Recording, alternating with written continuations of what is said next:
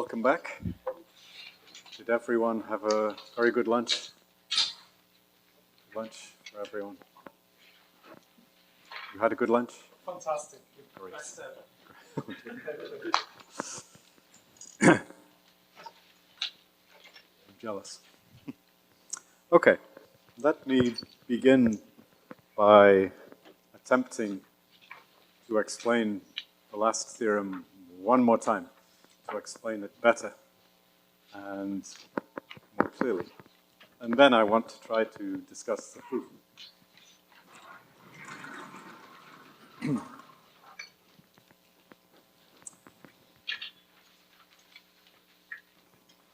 So the situation is this: we have L and we have G, and inside of G we have one of these Levy subgroups.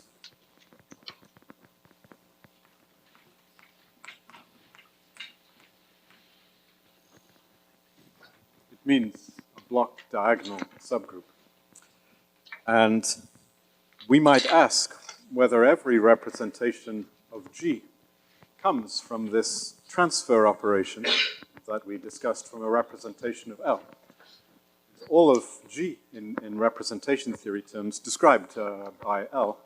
And so this is something that Harishchandra thought about. And the theorem, due to him, is that if, when you take L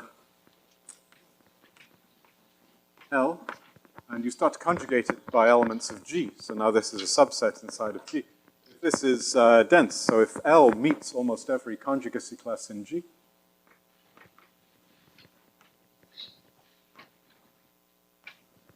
if this happens, by the way, then the complement is very small, has measure 0, is a closed subset, closed algebraic subset of dimension less than a dimension of G, so it has measure 0.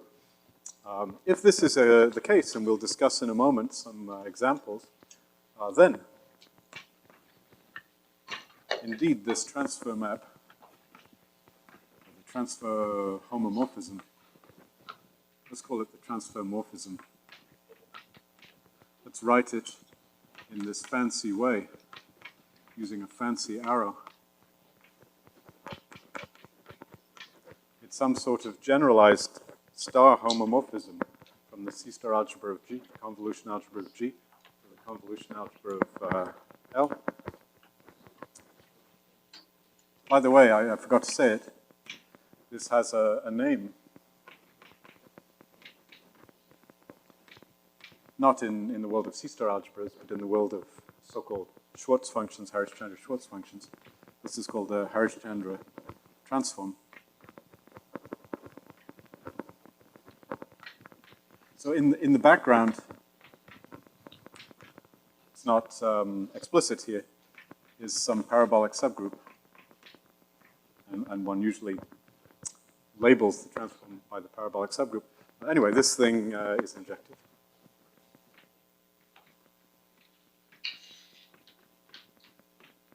And according to elementary C-star algebra theory, this means that every irreducible representation of G comes from an irreducible representation of L in the sense that we've been discussing. So it's an interesting theorem. You can declare partial victory at this point and say that you know the representations of G because by induction you know the representations of L. It's presumed that L, which has a lower rank, you've already dealt with. Okay. And as for the hypothesis, there's a little lemma or a proposition which says that such an L exists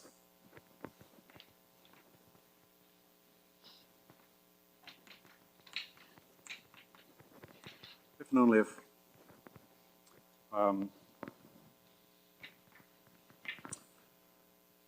such an L exists if and only if the centralizer, let's assume G is connected in a compact center, otherwise what I'm about to say is obviously false. Now, such an L exists if and only if the centralizer of T, not in K, but in G, is compact. T being a maximal torus in K.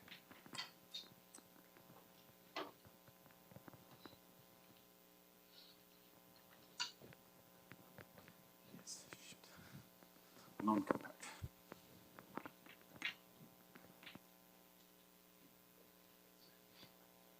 Thought I would get it right. Almost. Okay.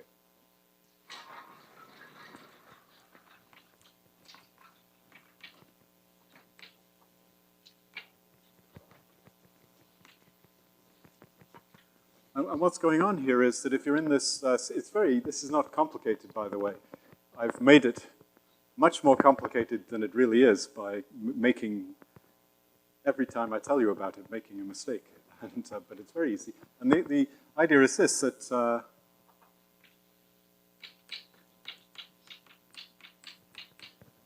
by changing T within its conjugacy class, you can always arrange that there is some one-parameter group to commute with T. If the centralizer is not compact, this is the reason. It contains a one-parameter group of the type we were discussing for some H in the space we were discussing, non-zero, of course. And in that case, you can take L to be the obvious choice, namely the Levy subgroup associated to H, by the construction, the centralizer that we discussed earlier. So it's not very mysterious what's going on. The theorem is quite impressively difficult, and yeah, I'll try to describe what's going on, but the proposition is not impressively difficult, and the condition is very easy to check in any given case, and I showed you all of the cases, basically. You just check them one at a time, although you can do much better. All right, so let's just look at some examples.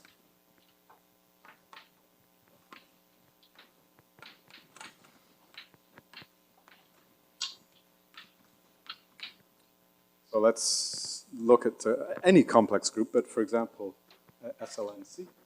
In this case, you can take a tiny, tiny, tiny L.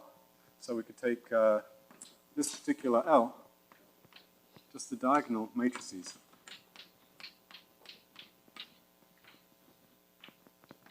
In G. So it's associated, if it's a Levy subgroup, it has to come from some H, and here if you just choose any H where all of the A's are distinct, you're in business.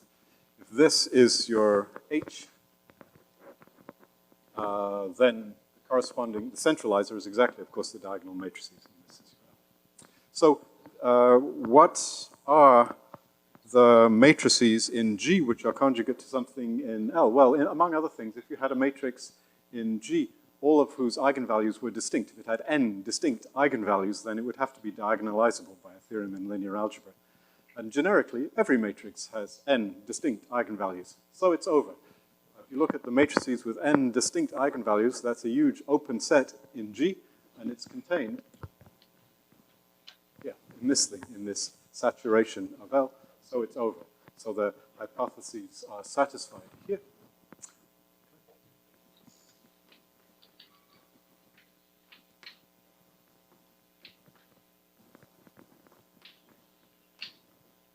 But you can also do this for SLNR, not all the time, but if n is sufficiently big, bigger than 2, and the L, the sort of minimal L you could take, looks like this. There's more than one L which will do the job, but for example, the L which consists of 2x2 blocks like this, and at the end, it'll either be a 2x2 or a 1x1 block, depending on the parity of n. This will do the job. If you have an SLNR matrix, a matrix over the reals, you can't diagonalize it even generically, because it may have not any real eigenvalues. And so it cannot be diagonalized inside of SLNR. But it can certainly be block diagonalized into 2 by 2 blocks in which you join together the complex conjugate pairs of imaginary eigenvalues so as to obtain, complex eigenvalues so to obtain real matrices. So you can always block diagonalize, as you know, over the reals not any, but almost any n by n matrix, an open set of matrices. Okay, so you're in business. The set of matrices in SLNR, which have n distinct complex eigenvalues, is contained in the saturation of this particular L. So in both of these cases,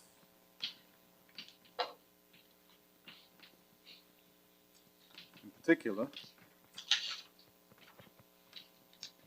there are none of these fancy compact representations, no discrete series representations.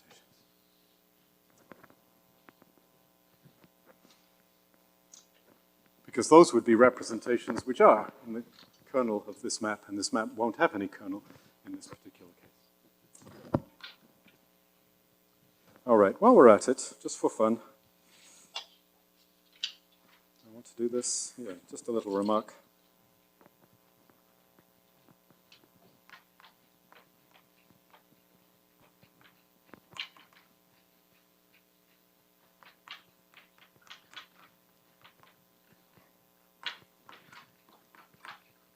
I said that sometimes you can work out in a fairly easy way when these parabolically induced, these transferred representations are irreducible.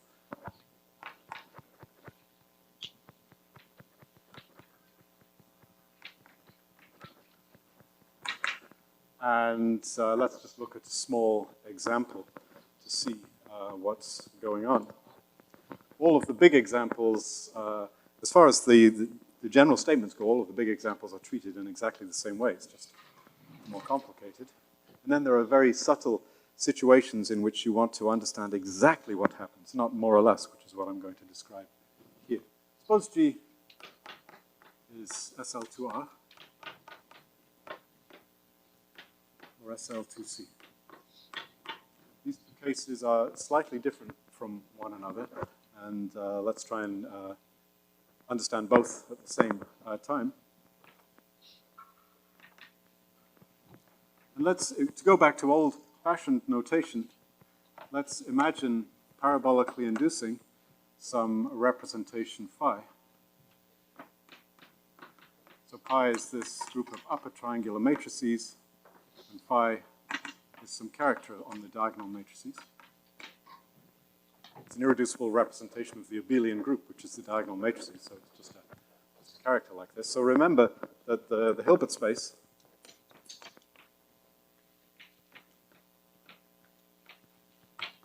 just consists of functions on G into the representation space of phi. Well, in this particular case, we're just talking about functions. And they satisfy some covariance properties. So if you translate on the right by something in L and something in N, what happens as far as N is concerned is nothing at all. And as far as L is concerned, this is what happens. The action of phi is brought into play. And then there's a correction term, which we discussed, and then there's phi. This is the representation space. And the action of G is by left translation. So it's a representation. And there's an inner product, which is, we'll do the norm squared, is given just by integrating not over G, but over K.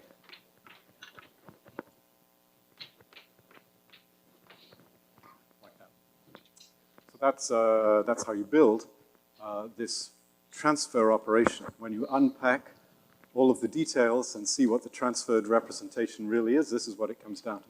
This particular Hilbert space, which has a left translation action of G, with this particular, as it happens, unitary norm. It's not obvious that it's a unitary norm, but it is, thanks to this funny fact here. This is some homomorphism. Delta is some homomorphism from from L into the positive real numbers.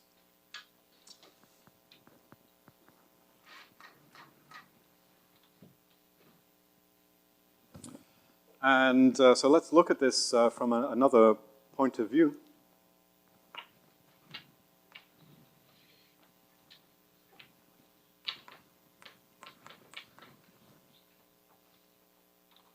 let's do the following thing. Let's restrict to this subgroup, which is basically the transpose of n, the lower triangular unipotent subgroup, and see what sort of space of functions we get. Well, if you have a function in this space, its behavior, so to speak, as far as L and N is concerned, is prescribed by this formula. And if you take this subgroup here, which is the opposite unipotent subgroup, and multiply it by L, and then multiply it by N, you get no longer a subgroup, N bar L, N is no longer a subgroup, but it's a dense open set. And so the functions are completely determined by their restriction.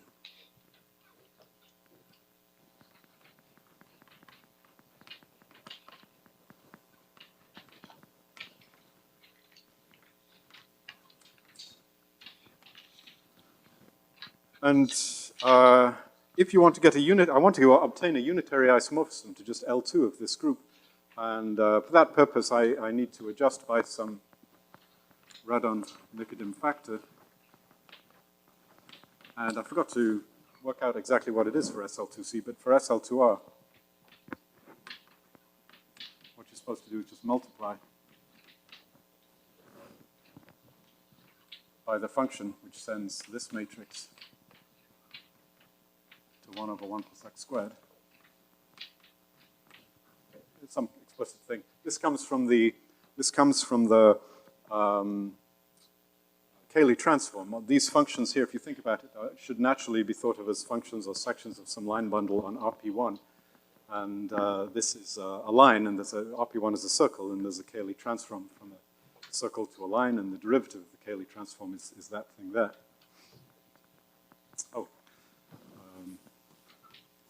These things being as they are, we're trying to get a Hilbert space isomorphism. I guess it should be a square root there. Once you've done all of that,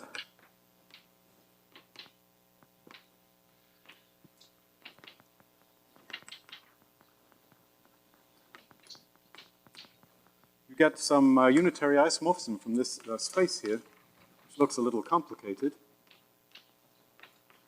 to L2 of R. That's better. Let's see what's going on.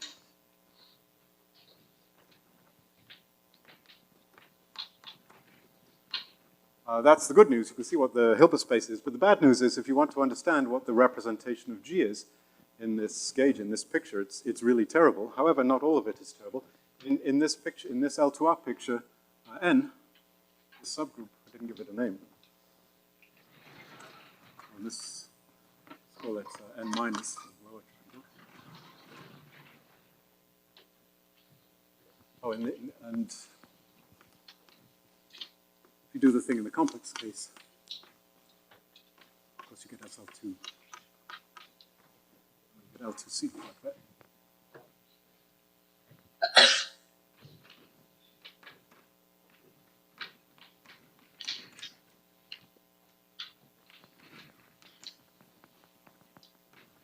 And this N minus group, which is just a copy of the group R, or C, depending on the case, just acts by translation.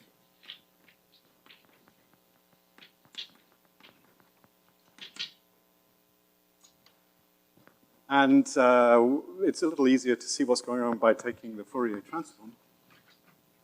So in momentum space, so to speak. This group acts by multiplication.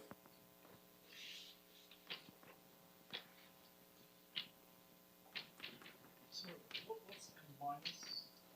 N minus is the lower, is this group up here? Oh, yeah, sorry. The reason I tell you that is that any intertwiner, any map from this representation space to itself, bounded operator, which commutes with the entire G action, of course, has to in particular commute with the N minus action. And what you see is that this thing here has to be, well, in Fourier space, let's go back, maybe back to L2R space, it has to be a convolution operator. It's hard to think about convolution operators. But back in the Fourier space, momentum space, if you like, it's a multiplication operator. That's the reason I mentioned the Fourier transform here.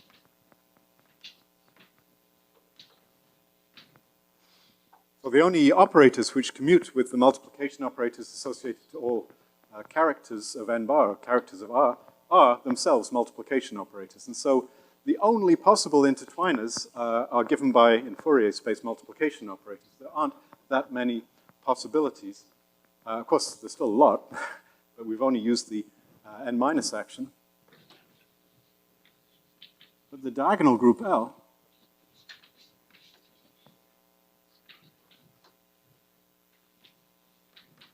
acts by dilations in either of these representations. So you can take your pick in let's say, configuration or momentum space, or I guess I'll just continue using the same language here.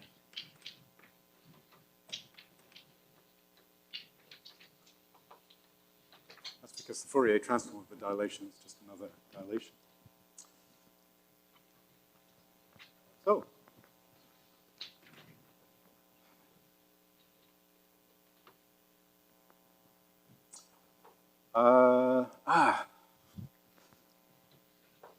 there's a subtle point which I almost forgot. I almost reached a contradiction in my own mind. What you're dilating by is the square of, when you do the calculation, the 1-1 entry of any matrix in this diagonal group. So you do the calculation, that's the way it works out.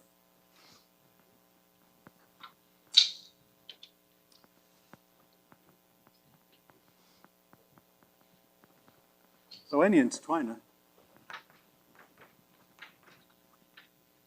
let's say viewed in Fourier space as a multiplication operator, has to be multiplication by a function which is invariant under translations. It's multiplication by a function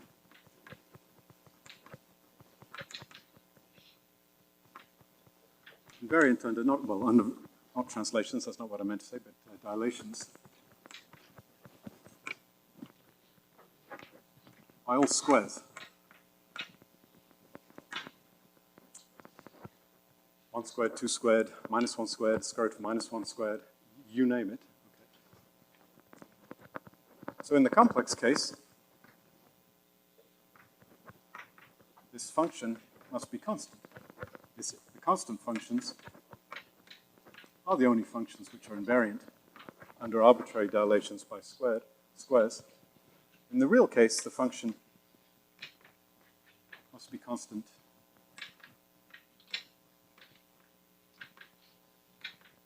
on R plus and R minus, but separately. So the space of all intertwiners in the case of SL2R is at most two-dimensional, and the space of intertwiners in the case of SL2C is at most one-dimensional. And so according to Schur's lemma, in the SL2C case, the representation is irreducible. And in the SL2R case, it decomposes into at most 2 bits. It's just an upper bound that we gave, because of all of the G action which exists here, we only used the action of L and then minus. And so we didn't really investigate the full story, but we know for sure that the intertwining algebra is at most two-dimensional, and that's what you only reach, 2 dimensions you only reach in the real case.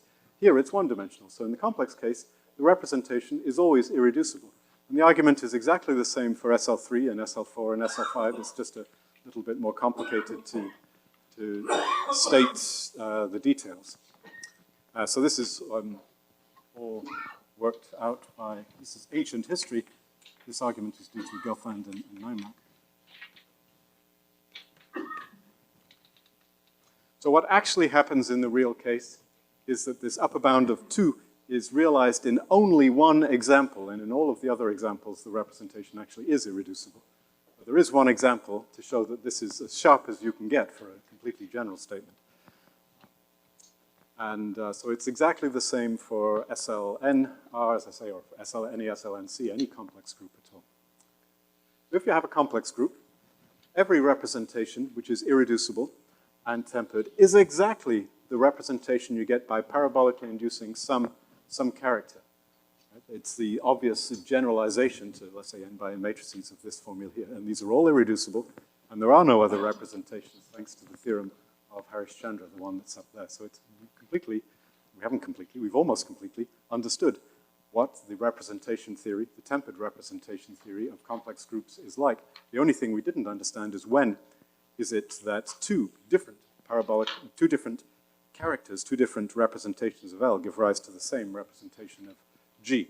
We didn't discuss that, and that's a problem for another day. Apart from that, it's over. We've dealt with SLNC, as long as we can deal with this thing here. Yeah. Okay, so, there you go. Now, let's try to tackle this theorem of Harish-Chandra, which is, the theorem that's up there.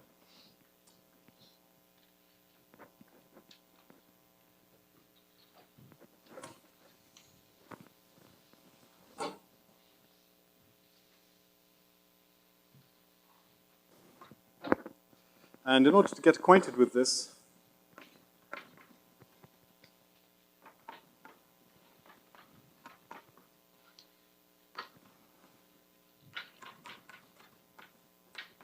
let's consider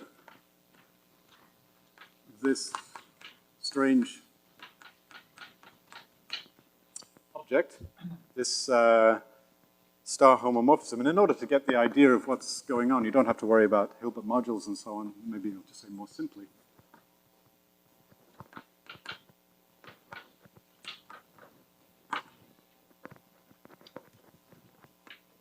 The representation of G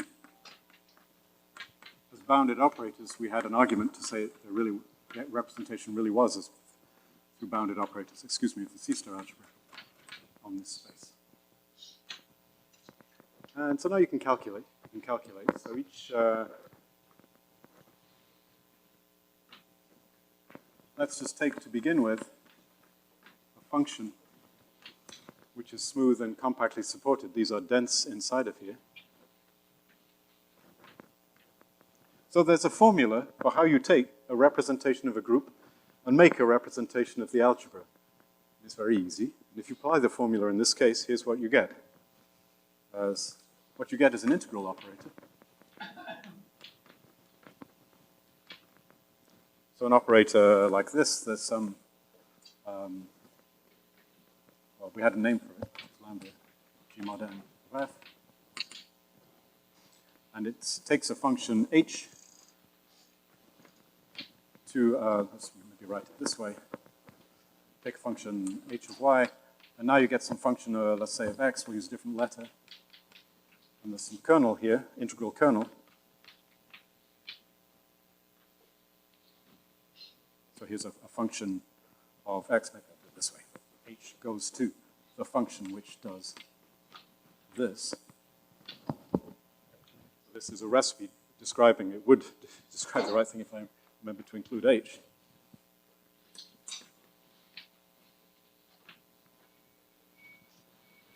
And now I just have to tell you what this kernel is.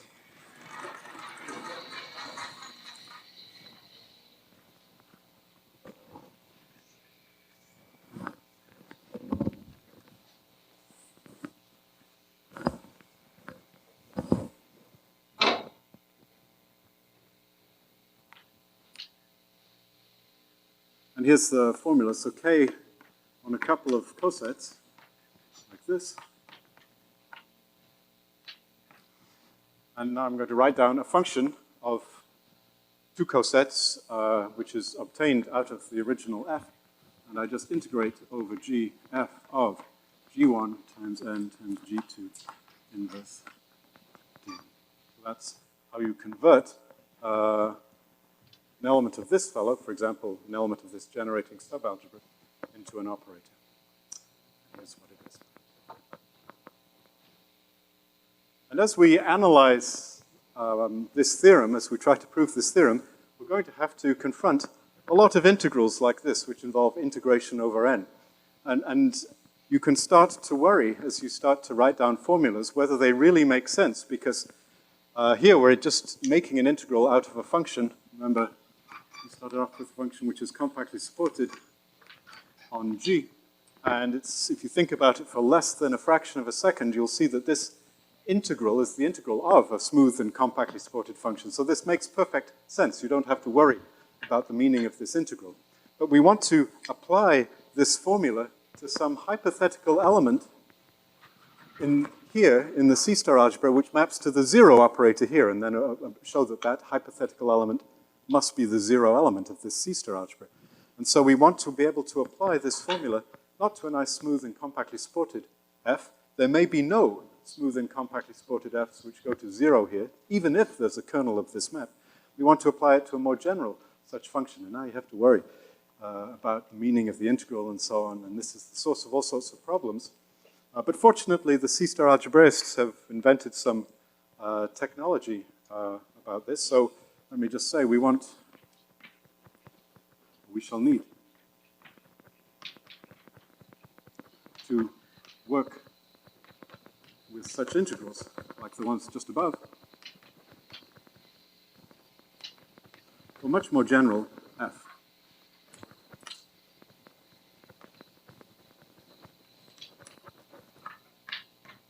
And that's a problem. And there's another problem which has the same flavor. It's a sort of analytic problem. And we might as well worry about both of them at once.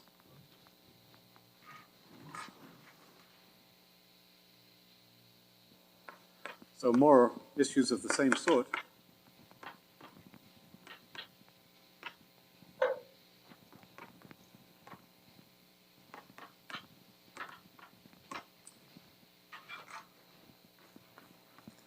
I want to work with a linear functional, as people often do in functional analysis. They work indirectly with linear functionals on this space.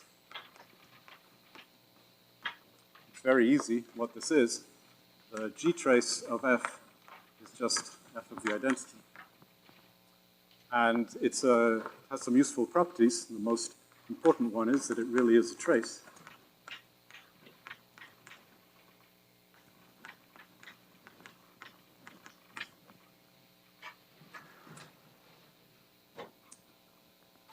And we're going to want to work with this not for f, which is a smooth and compactly supported function, but for a general f, which lies in the C-star algebra of G, or an almost general f. And it's a problem to worry about the meaning of the value. It's a different sort of problem now. Now we want to evaluate a function at a point. It doesn't seem like such a serious issue until you realize that inside of the reduced C-star algebra, it's not just the algebra of smooth and compactly supported functions. L1 of G sits inside of the reduced C-star algebra. L1 of G embeds into the C-star algebra. The algebra of under convolution of L1 functions embeds in the C-star algebra. And now there's an issue, because if you have an integrable, measurable function on a group, it doesn't make sense to evaluate it at a point. What are you going to do?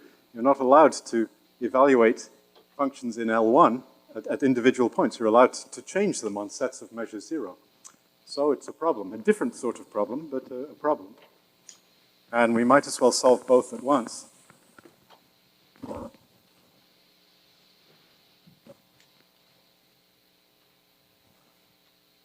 The reason we're interested in this trace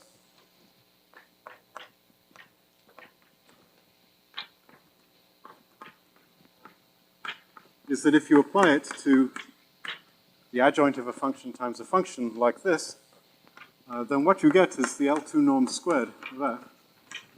So this linear functional secretly remembers the Hilbert space.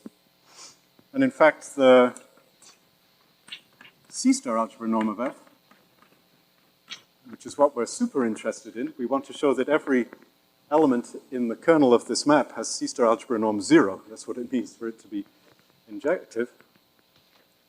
You can write this in the following way. This is the supremum of all quantities like this, the G trace of H star, F star, F, H. So everything here should be in, let's say, CC infinity, so we don't have to worry about what it means. And then, oh, there's a side condition. Just this one.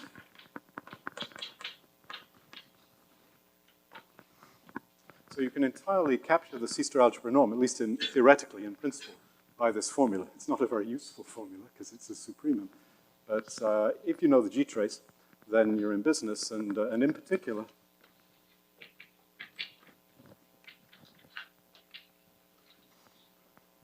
if the G-trace of F star F is 0, then that implies that F is 0. In fact, it's exactly the same. Let me write it this way, which of course makes it F is 0. And we're going to argue that if we have an element in the kernel of this map, then indeed the G-trace of F star F has to be 0, and therefore F has to be 0. But in order to successfully carry out the full argument, we'll need to apply this not just to compactly supported smooth functions, but to all functions, so that we're following the law, we're not cheating. And okay, so it's an issue.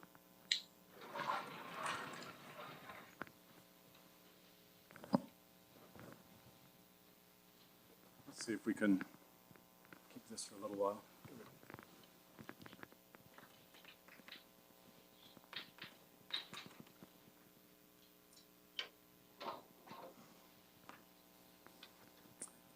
And so there's a trick in C-star algebras to get around these technical problems. We want to build some space of functions which is big enough so that it suffices to consider those functions, and yet small enough so that all of these objects, the various traces and so on that I've written down, actually make sense, and the integrals that we had up here. We want to be able to legally manipulate such integrals for functions which are much more general than smooth and compactly supported. And we want to legally evaluate such functions at 0 in much more general situations than when we're dealing with smooth functions, in order to be able to prove this theorem. So there's a little C-star algebra trick.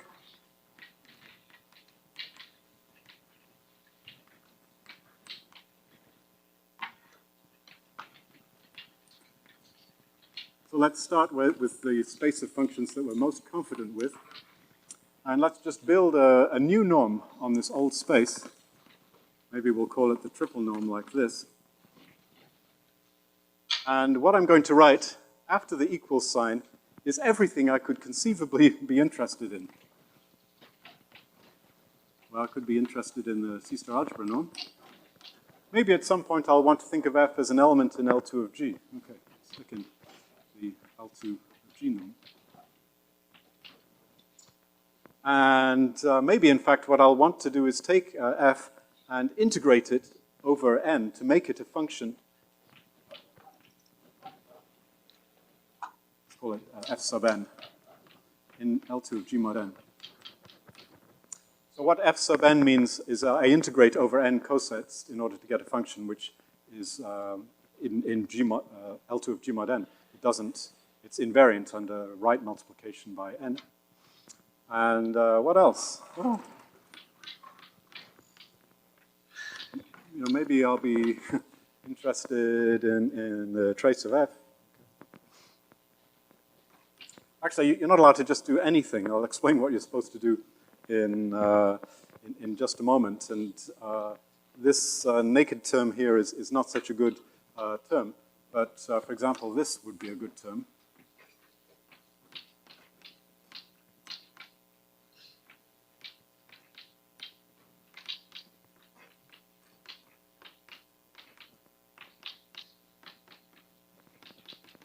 This, using the C-star algebra norm here.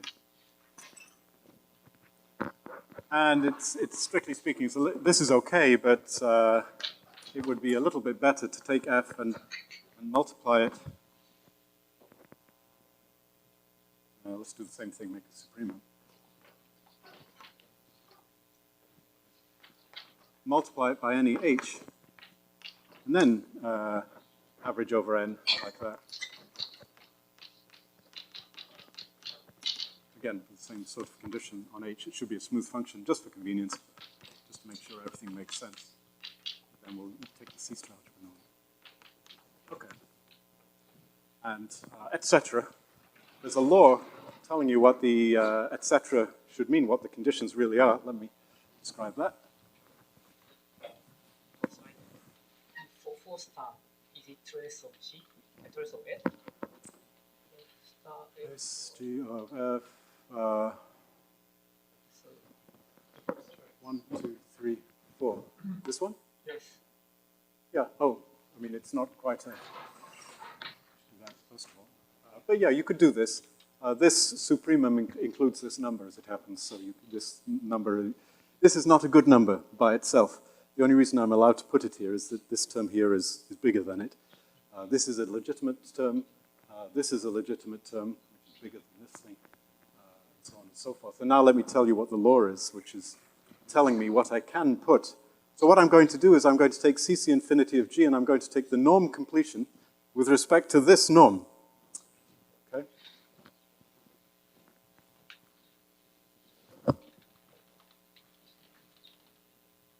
So the good terms on the right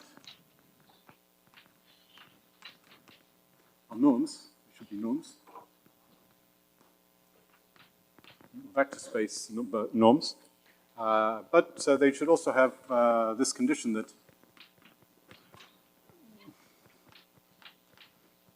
strictly speaking, what I'm about to write down you only need on one side, but it's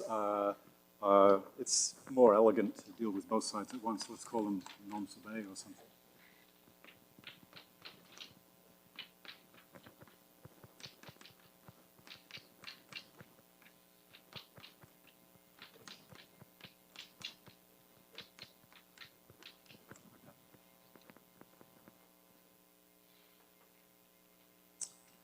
So they're, well, I don't know what, they're sort of multiplicative norms relative to the norm of the C-star algebra of G.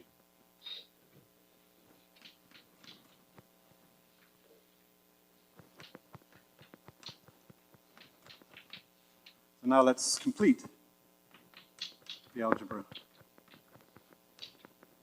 CC infinity.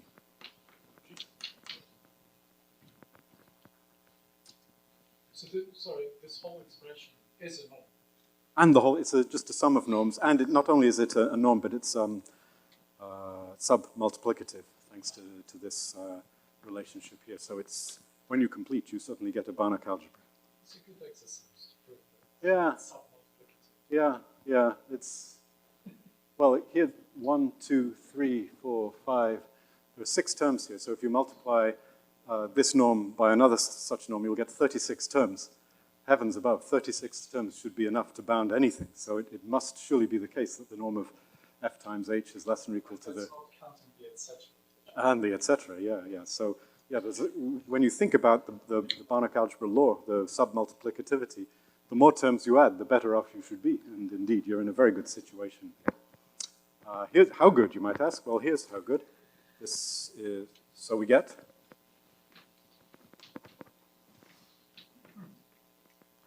a Banach algebra which embeds, not as a closed subalgebra, embeds in the reduced C-star algebra of G. Write this down here.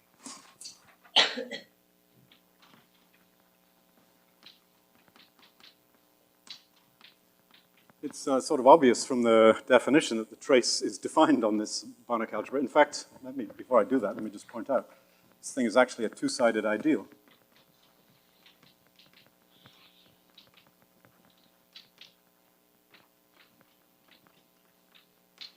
Not closed, of course.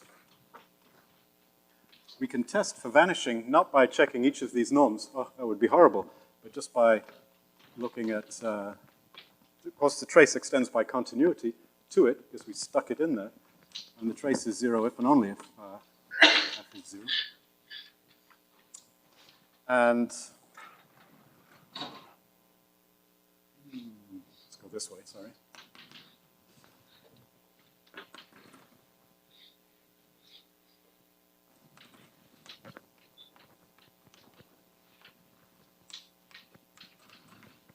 And the C-star algebra is compatible with the functional calculus that people have in the world of C-star algebras, closed under the so-called C-infinity functional calculus.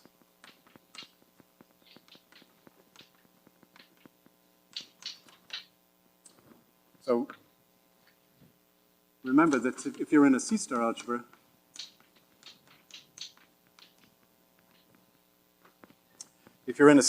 and you have a self-adjoint element, and if you have a function, let's say a continuous function on the line, you can do better than that, of course, then there's a way of defining f of a in, back in the C-star algebra. Let's call it A or something.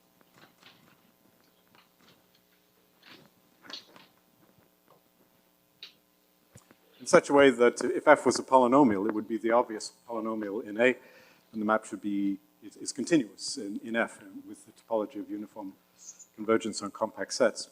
So that's the functional calculus, and it's a fundamental fact about C-star algebras that there is such a continuous algebra homomorphism from functions on R to elements of A. And what I'm saying when I say closed under the C-infinity functional calculus is that if A is in this subalgebra, and if f is a smooth function, then f of A is in the subalgebra too.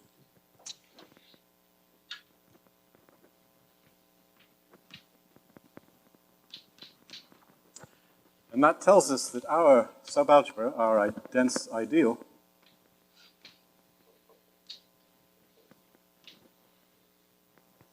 intersected with any closed two-sided ideal, carried away there.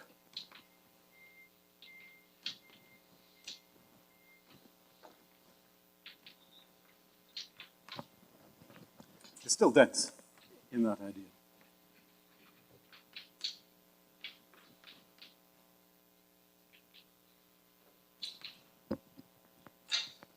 So going back to our homomorphism that we're trying to show, the one in the theorem up here, that we're trying to show is one-to-one. If it's not one-to-one, then it has a non-zero kernel, which is an ideal.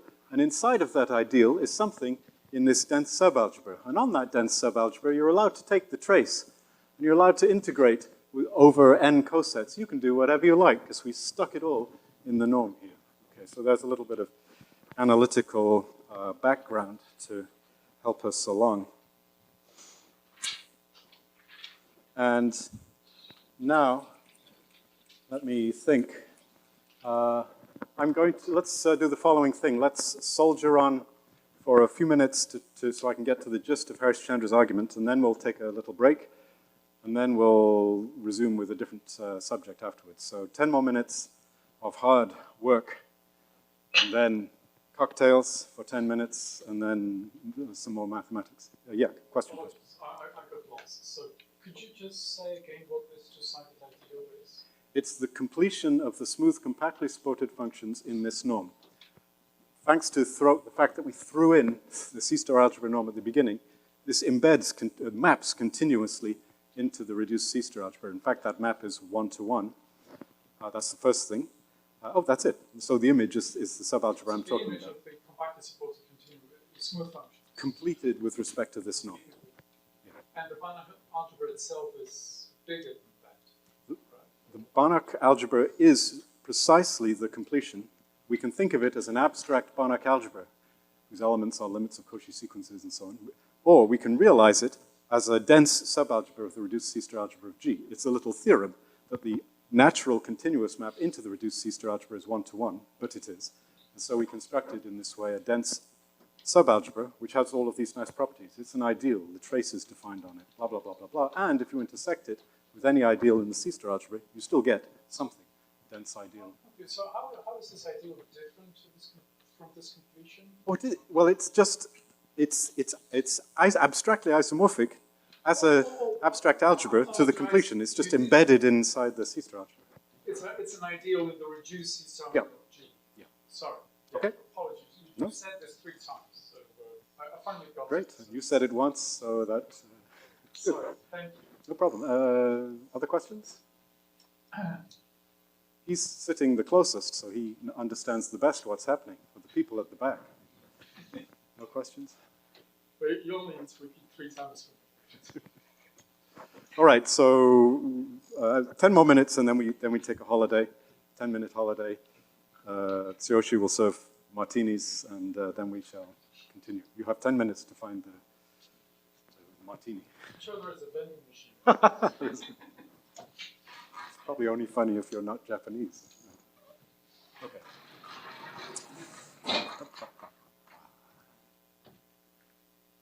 Right. So I tell you these things to suggest to you that there is a framework in which you can carry out the following calculations. Now I'm going to do calculations like I would if I was a physicist. You know, I worry about reading the theorem its rights afterwards. I worry about the details later. But if you want to worry about the details, this is how you do it. But there's only 10 minutes, so we don't worry about the details. I sketched to you now this incredible argument of Harishchandra to prove this theorem.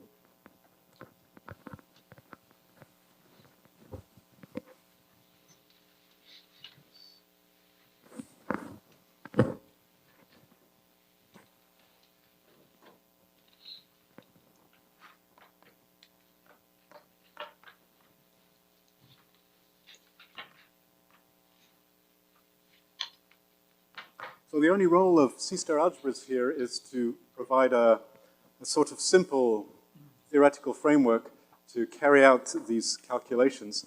By now in C-star algebra theory, we are used to doing this. Dense subalgebras which are closed under some calculus. This is a standard part of C-star algebra theory. And it was worked out long after Harishchandra conceived of this argument. First thing to note is that if F is in the kernel of the map that's up there, then according to our calculation,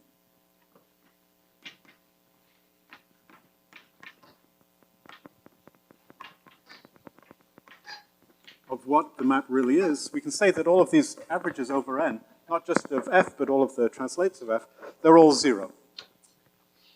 And the integral makes sense because we threw it in the norm to make sure it made sense.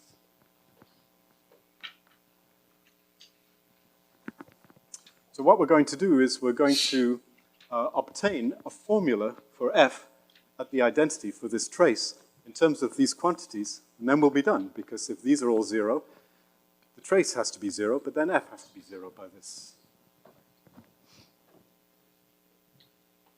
Okay, and I was just about to say something else, and I forgot.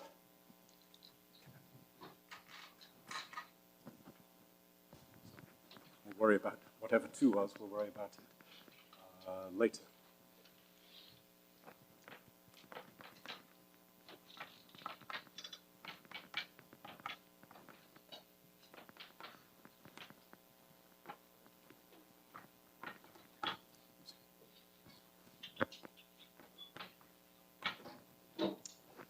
So for the sake of argument, let me suppose that f is a little function, a function which is supported in a little neighborhood around the identity element of G. Okay? And it's not legal to assume this and this at the same time. It's not the case that things in the kernel can be approximated by functions which have this property. So there is we have to fix something later. This is too strong of an assumption, but let's assume it anyway to see what's going on. And we want to get a formula for the trace, f of e. Okay? Well, the first thing we're going to say is that this is f of 0, where the following holds. Big F is just little f composed with the exponential map. So big F is a map on the Lie algebra. And of course, it's like little f, it's supported near, well, not the identity, but near 0.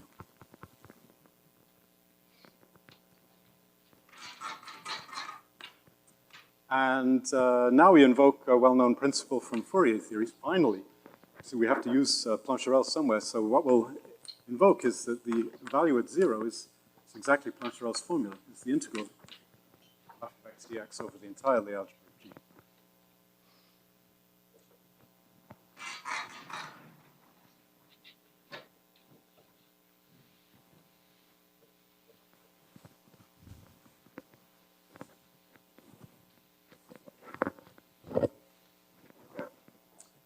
have to get n into the picture, integrals like that into the picture, and we have to get it would be a good idea to get the hypotheses into the picture too. That would be helpful to get somewhere.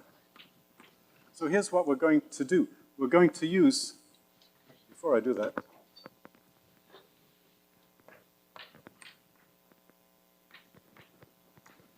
for the sake of the argument, let me assume that f is invariant under conjugations by elements in K.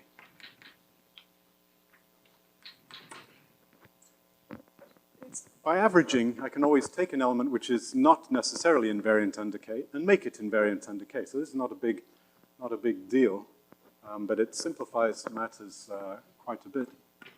Now going back to this integral here, I want to saturate G in the following way. Oopsie. Let me do it like this. Here's the Lie algebra of L. I'm not quite sure how to draw fractor L. There's going to be some Radon-Nikodym, some Jacobian factor here, which is going to be a polynomial.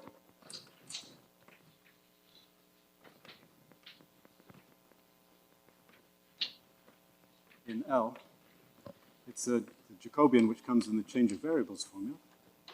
And then what I'm going to put is the integral over K, the integral over n of big F hat of K inverse n inverse L and K.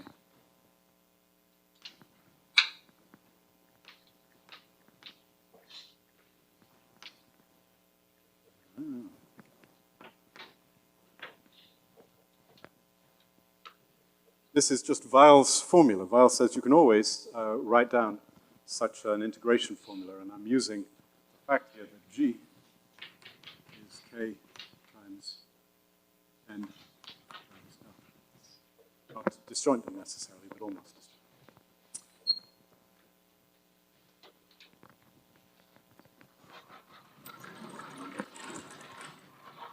Do it at least one more step to give us something to enjoy.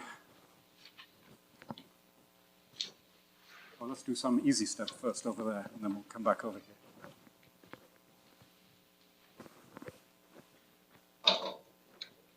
Sorry, one more step over here. You can forget about the integral over K, because I was assuming that F was conjugation invariant, so this is the integral over the Lie algebra of L. There's some function here, and then there's just an integral over n of F hat of n inverse x n. Then dx. That's a little bit encouraging because after all, there's an integral over n here, and there's an integral over n up there.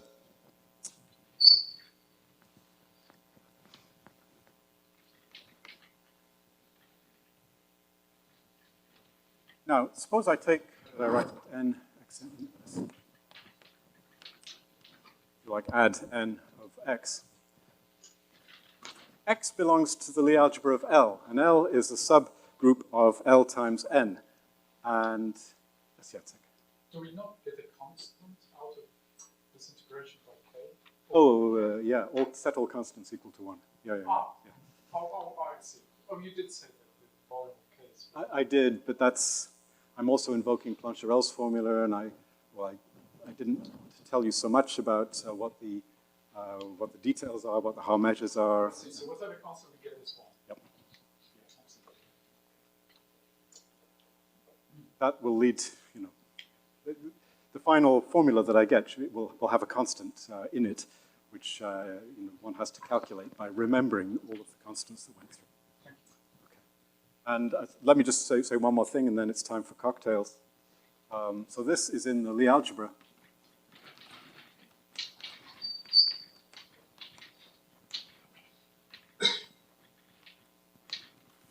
Of this parabolic subgroup.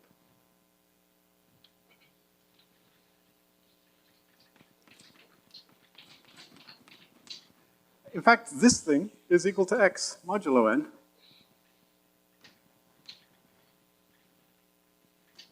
because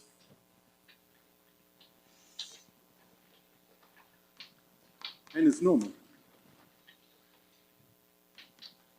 in Ln.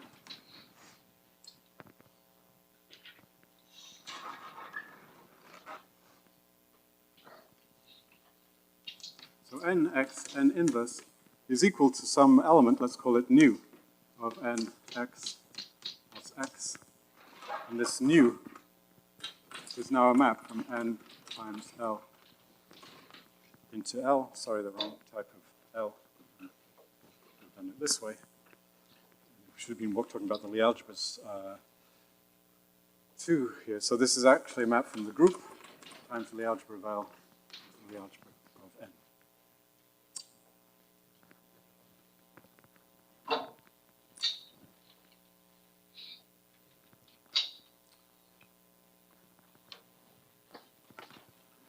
And the final wonderful fact for prior to cocktails is this, that if you're integrating, as we are over here, over n, I'm sorry, it looks like it was n inverse xn there, and here it's n x n inverse, so that's a typo. It should be the same. But let's, it doesn't, okay, I'm sorry for that small typo. I'll continue with this.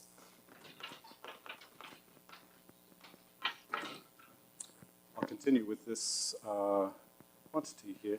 This is equal to some factor, what did I call the previous one, alpha, let's call this beta, which turns out only to depend on L, again by this Hermann-Weil trick, times the integral of f of x plus y dy, and now we're integrating over the Lie algebra.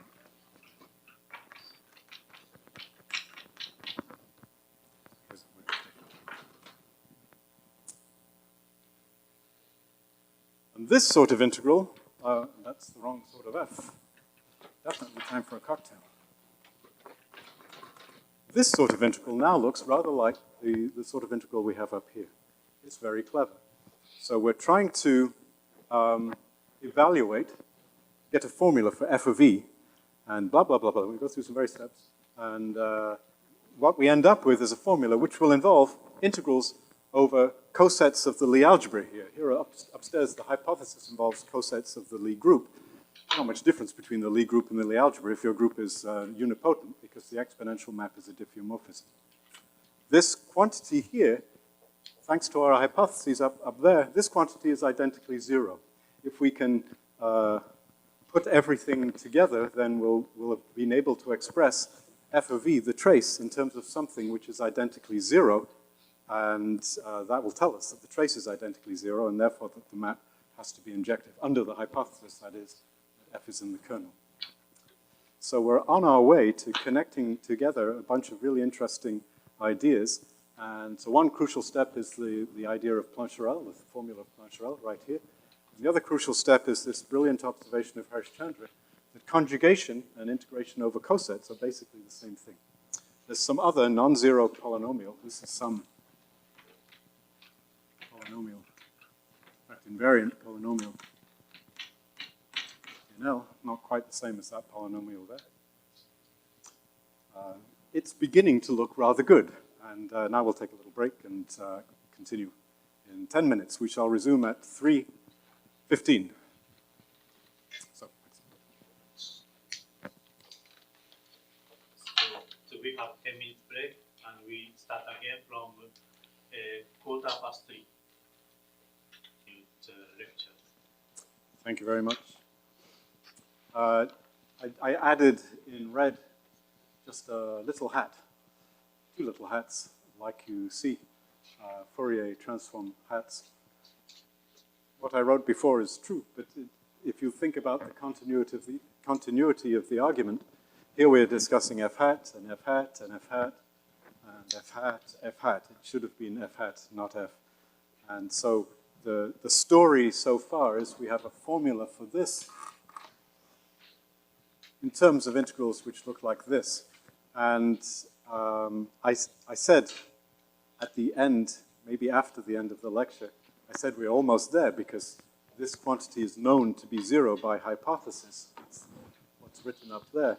But that's not quite right because of the hat. We have to get rid of the hat so far. But there's a very clever trick to get rid of the hat, which is the second application of the Plancherel formula. But before we go on, maybe it's worthwhile just making a little example of this thing.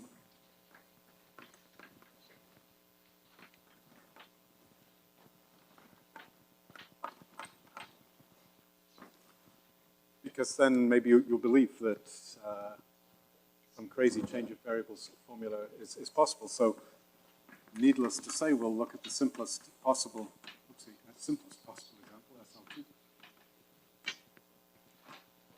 X is supposed to be in the Lie algebra of the diagonal matrices.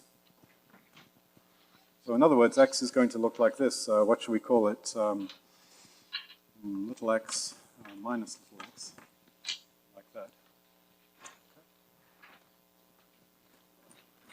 And we are supposed to be conjugating by some n matrix. Maybe we'll put a y there. And the way we did it was n.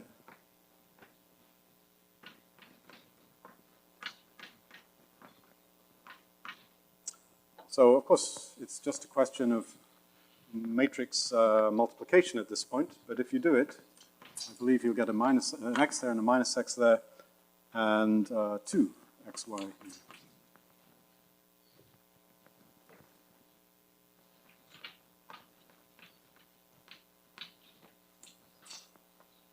Oh, I'm sorry, no, I was about to say something stupid, so let me not say it. Okay, so when you change variables and do this integral, instead of this integral, this function beta of x that's being discussed is just, in this particular case, 2x. There's a rescaling of this corner variable here by a factor of 2x. So that's the sort of thing that happens. Beta is always some polynomial. Here it's just 2x.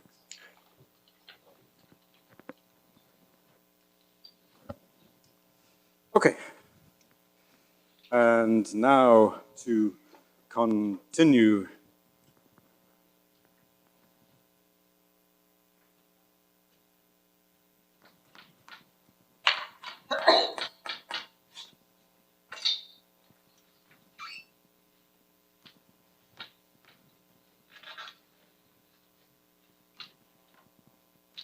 So we're integrating over a vector space here, the Lie algebra of n. Fourier transform. So the Lie algebra of n, maybe it's worth pointing out here, is just a vector subspace of G, and what we're integrating is the Fourier transform over some affine subspace modeled on this linear space like this.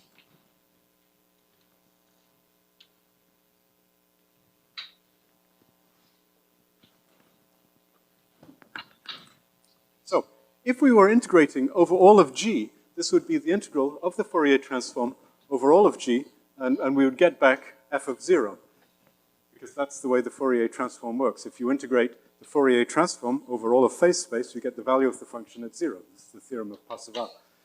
But here we're integrating not over all of G, we're integrating over a subspace of G, just n. But there's a formula for that too. Also, well, maybe this is due to Schwartz, I don't know. But anyway, it's some elementary thing. When you calculate this integral, here's what you get. You get an integral now over the orthogonal complement, which I need to discuss a little bit, of the following thing. So what I'm going to do is just basically write the Fourier transform here. So I want to take the pairing of, let me just get the letters right. W or something, so x.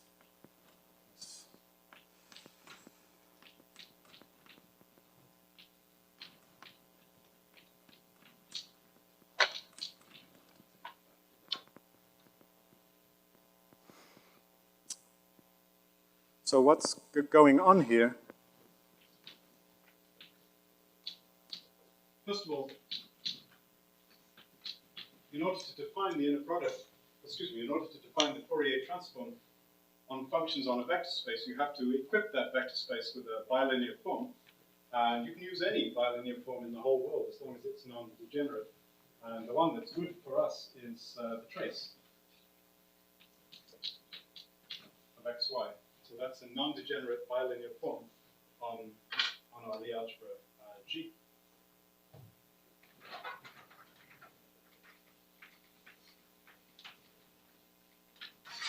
And if you take the orthogonal complement in this bilinear form, so the set of all matrices with the property that their inner product in this sense with every n matrix is 0, what you get back is n. Well, actually you get L plus n. So this converts an integral of f hat over n to an integral of some Fourier integral over L plus n. And what actually emerges therefore is something like this. Down here.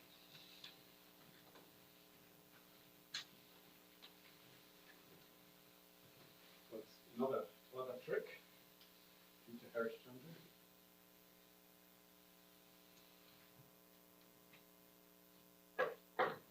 And if you take the inner product in the sense of any n matrix with any other n matrix, you take the trace of the product of two strictly upper triangular matrices, of course you get 0. There's nothing on the, going to be nothing on the diagonal. And so what you find here is that you can write this integral as a combination of two integrals, an integral over L and an integral over n. I'm breaking up this integral using this decomposition. And I'll get a term which is e to the I. It's a good letter. I don't know why. It's the variable here. It's x. It's an x here. This one. Now, the integral, oops, I really wanted to do it like this. I'm going to write down the same things in the integral in a different place.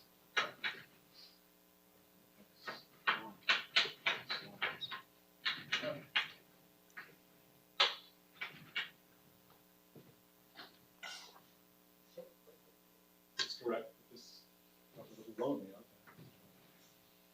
there. So I'm continuing from down there. And what this is, it's a Fourier transform of a certain function of x1, which is an element of L.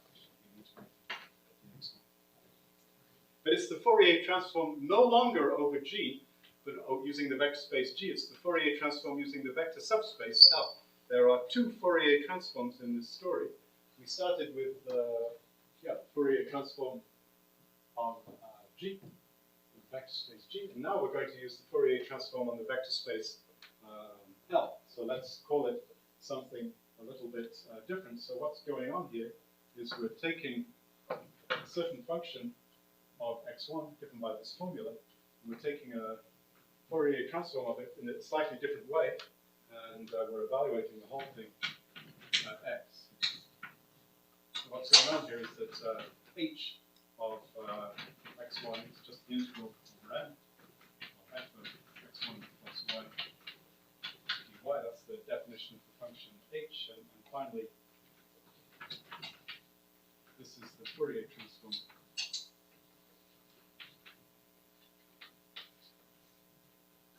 Now it's a function not on G anymore, but a function on vector subspace. G has disappeared, and we have some formula just involving that.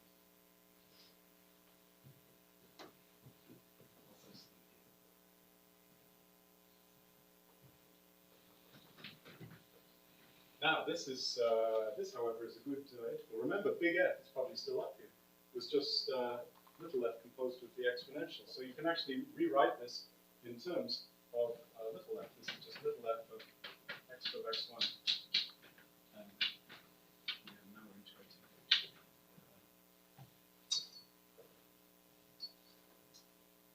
And that thing we know to be 0 if we're in this hypothetical world where we have an integral function in the kernel which is also compactly supported. It doesn't ever actually happen. But if you had an imaginary function which satisfied that it was in the kernel and supported the identity, then we would know that this thing is identically 0, and therefore this thing is identically 0, and therefore this thing is identically 0, and therefore f of the identity is identically 0, and therefore f basically is the 0 function, because you can repeat this argument with not f, but with f star f, and then you get the norm of f squared is equal to 0. So it's very, very clever. And we're almost there.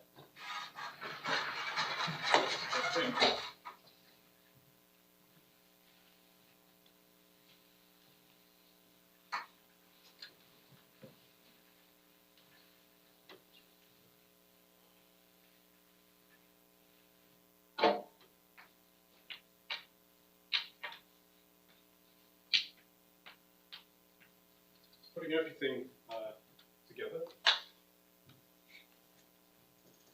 we get a formula like this, integrating over L. There's some alpha of x divided by beta of x. This quotient turns out also to be a polynomial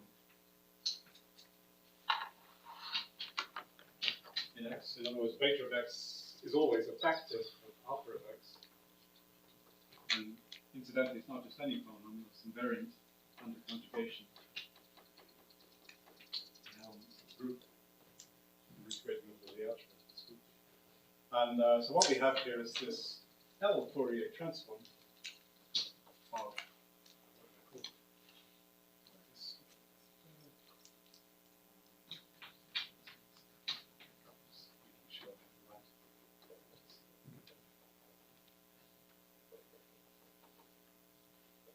So, in order to calculate f of the identity, first of all, I form this average over n. Secondly, I take its Fourier transform. Thirdly, I multiply by a polynomial. And fourthly, I take the inverse Fourier transform. Let's just look at steps 2, 3, and 4. I have a function. I take its Fourier transform. Then I multiply by a polynomial. And then I take the inverse Fourier transform. If I do that, it's the same thing as taking the function and differentiating it with respect to some differential operator. Multiplying the Fourier transform by a polynomial is the same thing as differentiating the original function by some differential operator, depending on the polynomial, of course. So another way of writing this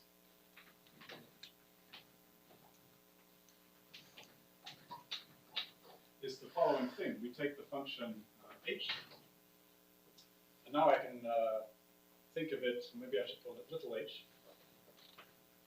and apply some differential operator to it, and now evaluate this the identity, where h of L, this function on L, is just the integral of h of L n, excuse me, f.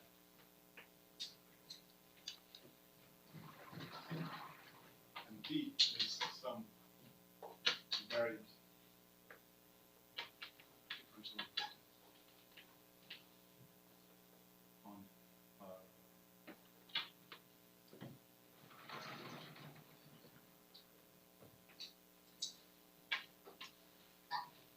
and this is a formula which I've proved for any function f which is supported near the identity.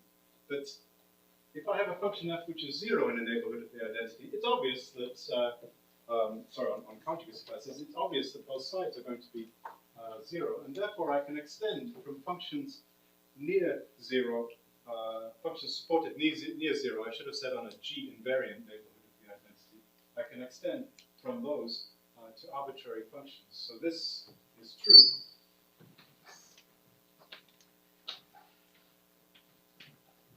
We can extend just by linearity, if you like, to all functions f, not just those supported on a small, let's say G. I should have said G invariant, and I'll say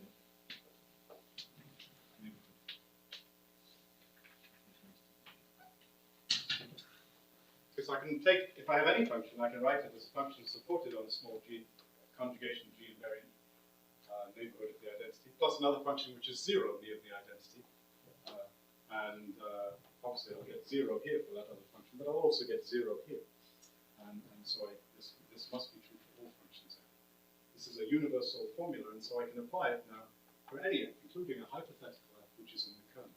And when I do that, I see that there's a formula for the trace of any function in the kernel in terms of integrals like this, and these are all 0 for something in the kernel. And finally, we're done. This is the argument of Paris chain.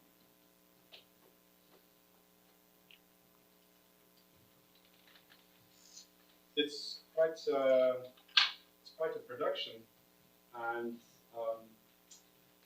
all right, we're proving something rather substantial about representations at this point.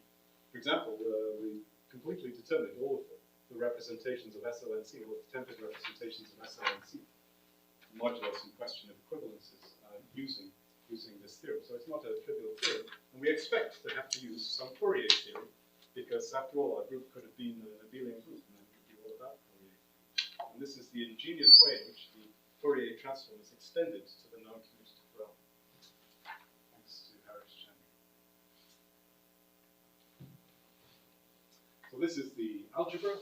To make a legitimate argument, you have to combine the algebra with some analysis. You have to obey the law and make sure that all integrals converge and so on. And for that, the techniques that I mentioned can be applied. All right.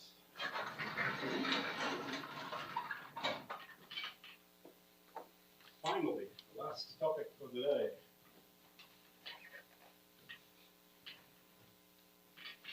Are the groups for which this argument does not apply.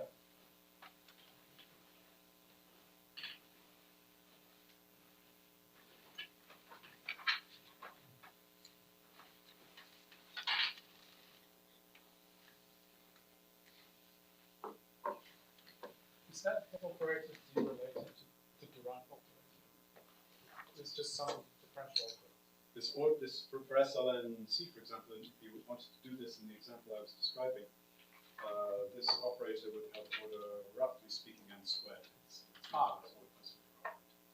These polynomials that I'm writing down, this quotient of polynomials for SLNC, has order roughly n squared. So, yes, there's a Dirac operator lurking around. It's not exactly. It's not that this is not it. Well, maybe I should say, not that I'm aware of. I don't know the relationship between in this context, the Dirac operator and that differential operator.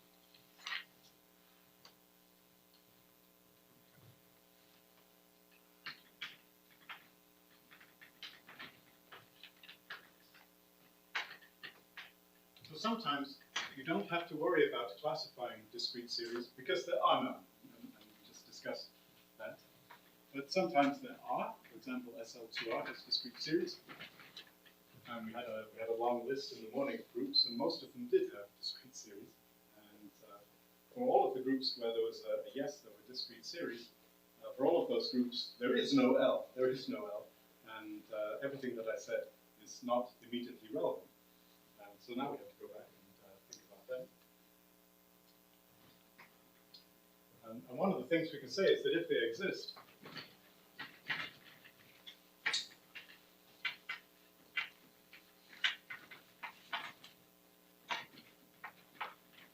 then centralize it,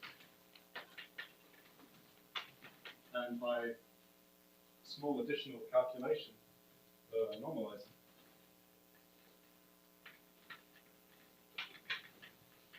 So let's fix a maximal compact. Let's fix the maximal compact subgroup K, and inside of it, the maximal torus T. And this centralizer in G.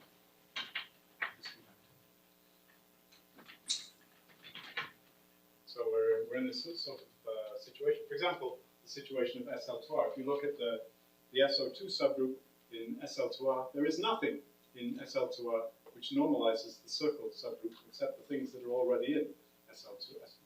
There's nothing in SL2R which normalizes SO2 except the things that are already in SO2. So this normalizer, let alone the centralizer, they're both just SO2. Right.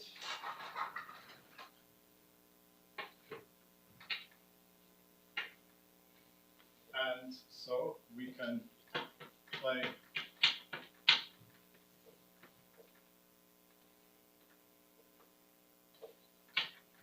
this game again, the usual game.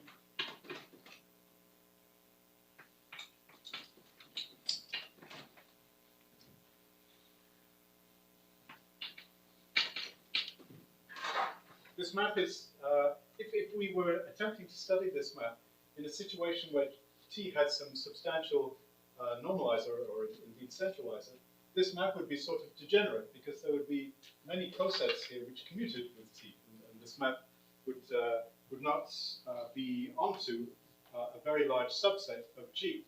If we are not in this situation, if the centralizer is not compact, then the image of this map has lower dimension than G. It has measure 0, and there's nothing to talk about here. But here, the map has an image which has positive measure.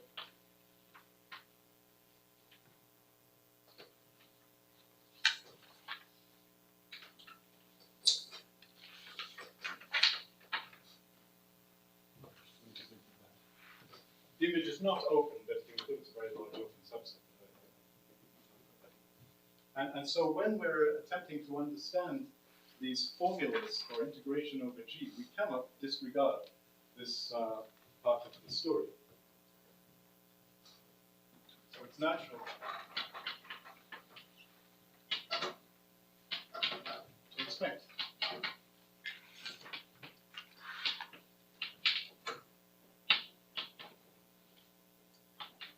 integrals like the one I'm about to write down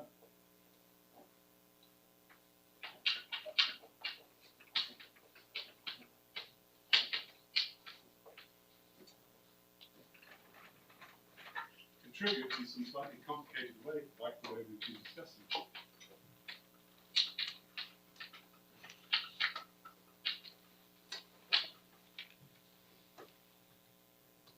And so it's natural to expect that these integrals have something to do with that part of the C-star algebra which is not seen inside of the C-star algebra above. And so there's a second theorem,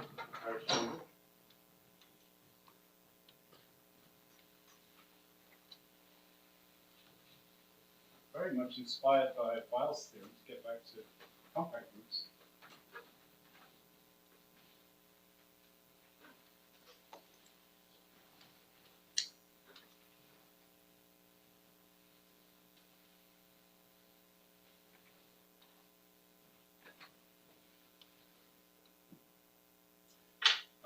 I'm not going to go through the proof of this, but what I'm going to do is suggest a different approach to this. I don't actually have the thing worked out, so there'll be a conjecture at the end, and which will involve Dirac operators. So finally, at the end, there will be Dirac operators. But first, some Parrish-Chandra stuff.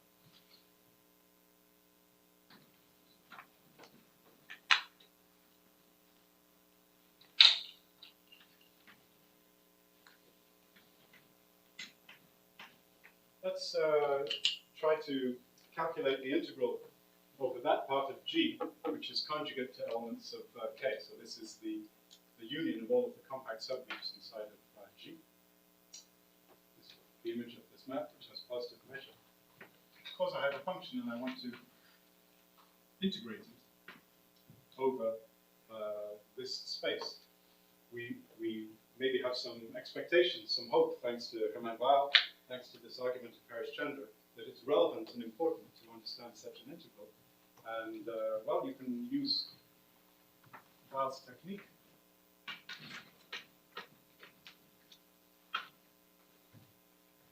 To write this as an integral over T of some quantity, box of T, some Jacobian times an integral over G mod T.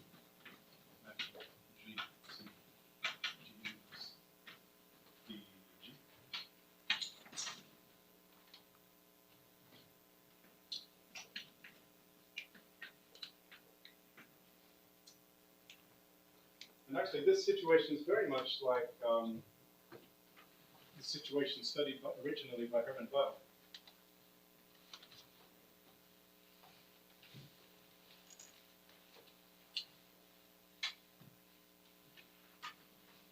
I'm going to write down a formula which is very similar to the sorts of formulas that we've seen up here. minus the final step.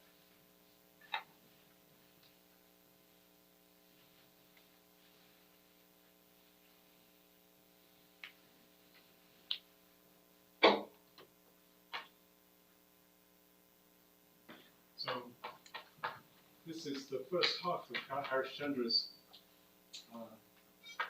approach to the discrete series. There's a second half to this. It doesn't tell you everything. It just tells you a great deal.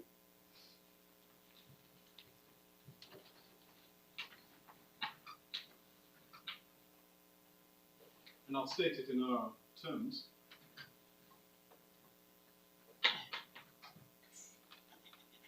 What I want to study are those elements in the C-star algebra of G, those functions on G, if you like, which are not seen in any of these under any of these transport homomorphisms. So the intersection, the kernels of all of these maps.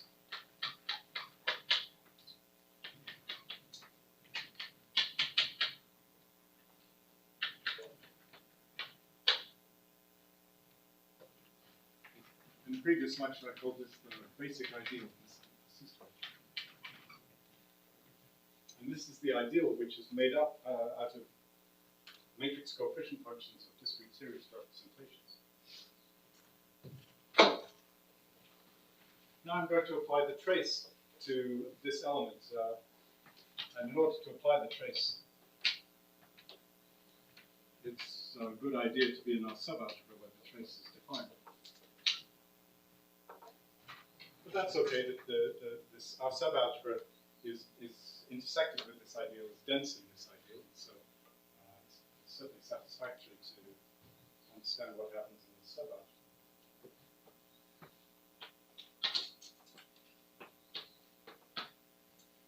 Here's the formula. Suppose you now want to calculate the trace of F, this trace that we're discussing, evaluate the function of the identity.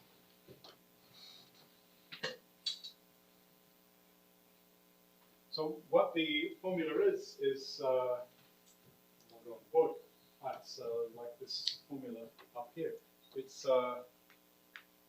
before, actually the formula before this one, before we invoke the final trick involving the partial measure, we had a formula back in a different context for a trace like this, and it had the following sort. It involved an integral of a Fourier transform. Now,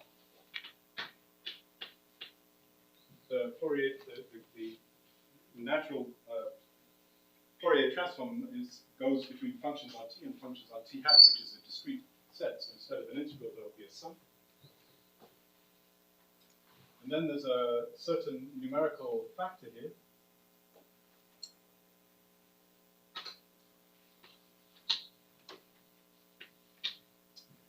Which can be recognized combinatorially as very closely related to the numerical, to the machinery of Hammond-Weyls character formula. I'll come back to that in just a moment. And then what I'm going to put is one of these, slightly change the notation here, one of these so-called orbital integrals Fourier transformed. I'll find that's it. And almost done.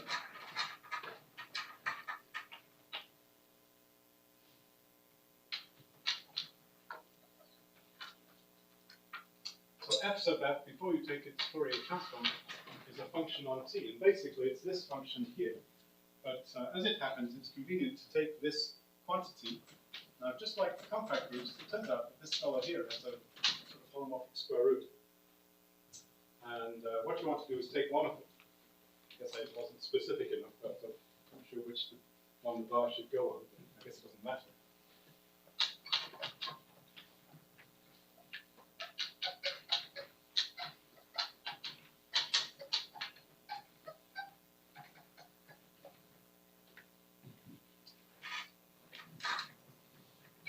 Is that F or hat? What would you choose? Everything This is F sub F. is, amazingly enough, everything is correct. Yeah. This is a function on the torus, a function on elements in the group G. This is a Fourier transform of that function. So its argument is a sort of abstract thing. It's a character, an n if you like in the theory of Fourier series. This is Harishchandra's transform. There's a constant, which you can make go away by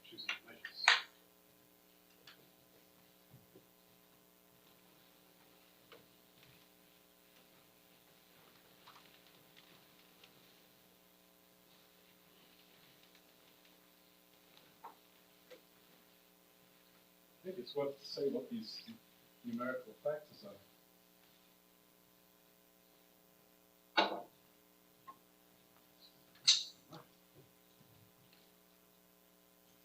Because it indicates, in fact, I think it's very important, indicates a strange connection between the group G and its compact form. Back many hours ago, when today started, many hours ago, we discussed how to relate any non-compact group to its so-called compact form. And the compact form now comes back into the picture at this late stage of the proceedings. But before we get to that, let me try and indicate the relevance for discrete series. If I have a discrete series representation, then it corresponds to some summand of the compact operators in this ideal. This whole ideal, as I mentioned this morning, is a direct sum over all compact representations, copies of the compact operators in the representation. And so you can build explicit elements in this compact, in this basic ideal, using matrix coefficient functions, as it happens, of discrete series representations. The way in which you go from vectors or operators down here to functions on G is through the explicit map is through taking matrix coefficient functions. And so you can build, each time you're down here, each time you have a compact representation, and therefore something definitely non-zero in this basic ideal, you can build a definite f, let's call it f sub pi.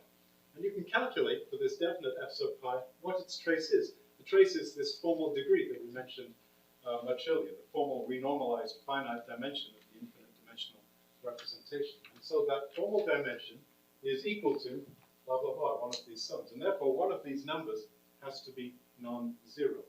In fact, what happens is that exactly one of these numbers is non-zero, and all of the others are zero.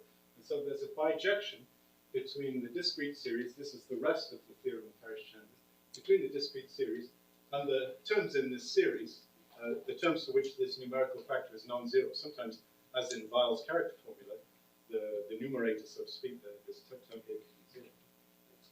So it's very, very interesting. This formula not only is reminiscent of what the formula we looked at before, it not only attaches invariance to discrete series representations, namely the phi's for which the corresponding term is non-zero, but that attachment of invariance classifies the representations for each discrete series. There's exactly one phi for which the corresponding term in this quantity here is non-zero. So that's the statement of the classification theory. It's rather spectacular, and and now let me just try to explain what these numerical factors are, and then finally try to suggest a version of this which does not involve the sort of integration tricks that we talked about before, but directly involves Dirac operators at the moment. So this fellow here is a gigantic product of inner products.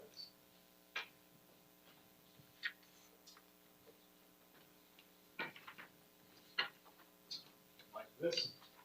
And now I just have to tell you what the various pieces are. So alpha here will be chosen to be a positive root of U. And U is the compact form of G. So you take G, you take its Lie algebra, which is K plus some P. You take P and you multiply it by the square root of -1, and that's now the Lie algebra of some compact group. And that compact group has a set of numerical invariants attached to it. So the alphas here are homomorphisms from the maximal torus into, sorry, the algebra from maximal torus, let's do it, into the maximal torus of the 1-by-1 unitary matrices, that's I times R. And what you're supposed to do is you're supposed to take U, which is a Lie algebra, and you're supposed to divide it by T. Now the quotient is just a vector space. But on the quotient, the group T acts by conjugation, and the same is true on the complexification.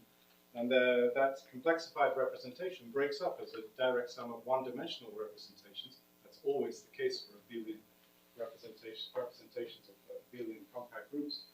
And those one-dimensional representations are, by definition, the roots. And each time alpha is, this is the infinitesimal form, the infinitesimal version of that one-dimensional character. It happens that each time you have a root minus that root, minus alpha is also a root, and there's a compatible way of choosing a system of positive roots. That's to say, out of each pair plus or minus alpha, you choose one of them. And that's what we've done here. And if you make different choices, it will affect this constant. But this is what it is. This is related to, let me draw a picture here. Here's an example.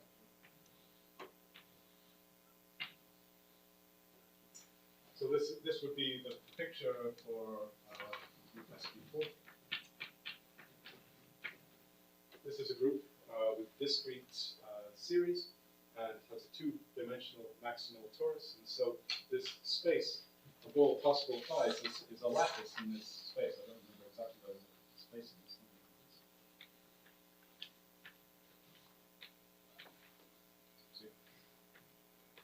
So the set of all possible phi's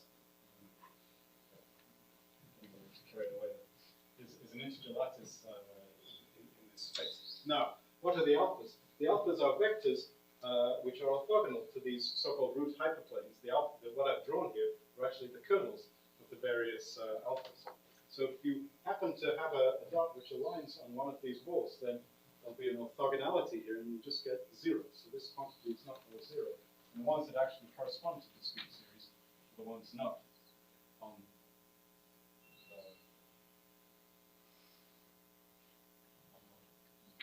on any of these hyperplanes. Okay, but now I need to, yes, great. And so that's what this thing is, and the wait, I'm not going to say anymore. Just to give you a sense of what's going on here. These numerical terms are of this general type, and the reason I mention all of this is that when you calculate the dimension of representations of compact groups using Weil's character formula, you take Weil's character formula and you plug in the identity for the character to get the dimension of the representation. The dimension is always given as a quotient, and this is the numerator. This is the numerator. So there's an interesting relationship with the compact form of G. And now let me, in the remaining few minutes, try to. So I shan't attempt to discuss the proof of this formula at all. It's a lot like the formula that we were discussing before, but it's more complicated.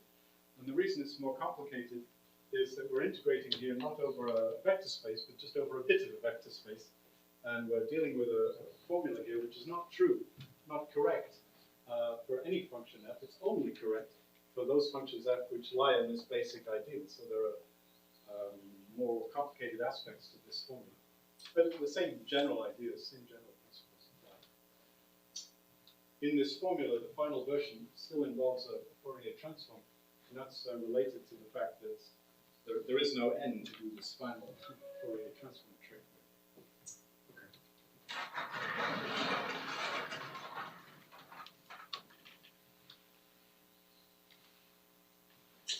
As I say, I'd like to just write down a formula. I know this formula is correct because this is a correct formula, but it would be very interesting to obtain a direct proof of that.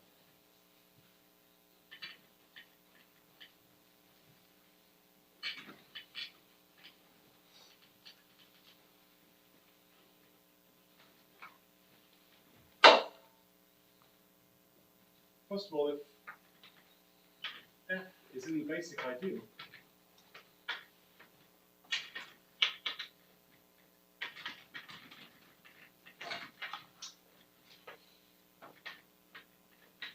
then according to the basic theorem, f acts as a compact operator on each one of these k isotypical components of G.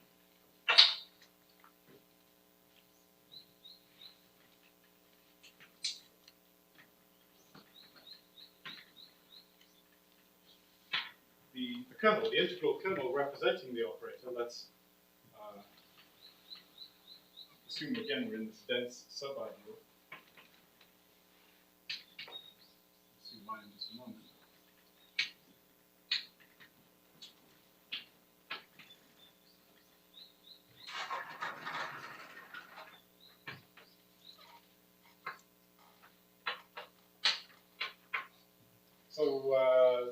this space is the L2 sections of some vector bundle over G mod K, and so the kernel K of xy is actually defined on G mod K times G mod K.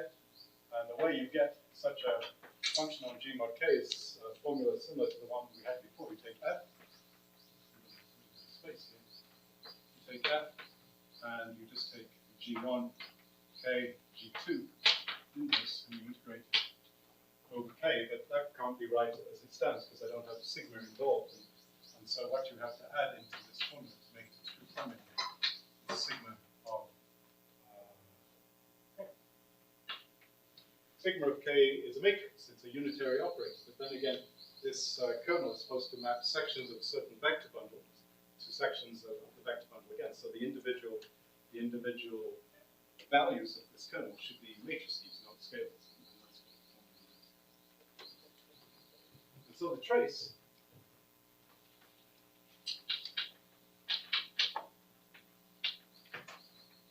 is the integral over G, the integral over K, of the trace of sigma, which is the character, okay, and F.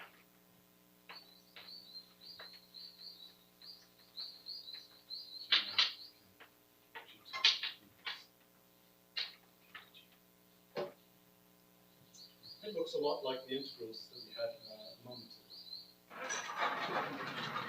You can still get the noncommutative integrals.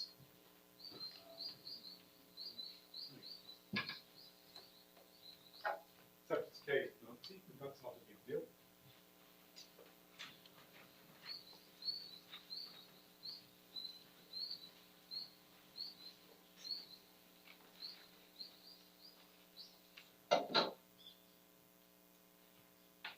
We can continue. In this formula, we're integrating over K, but every integral over K can be interpreted as an integral over G mod T times T by the original Weyl integral formula. So you can get rid of K here at the expense of using the Weyl integral formula.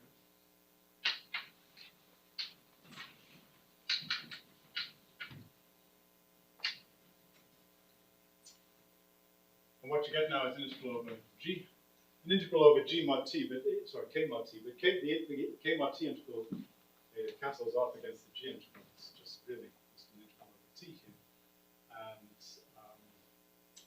what we're supposed to do is pi T. But now that you pay a price by going from K to T, and the price you pay is the Jacobian that appears in the Weyl integral formula.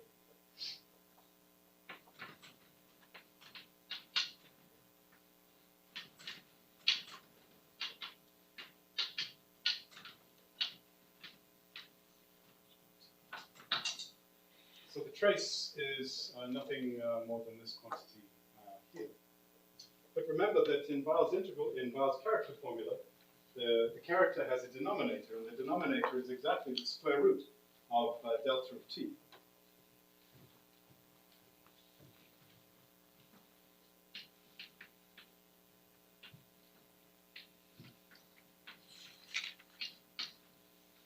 So what you get here is just some alternation pi, the numerator, T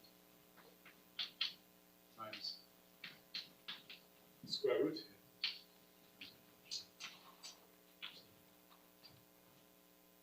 We're supposed to be calculating trace here. We should have taken G1 equals G2. So that's the kernel of traces. You integrate along the diagonal. Apologies.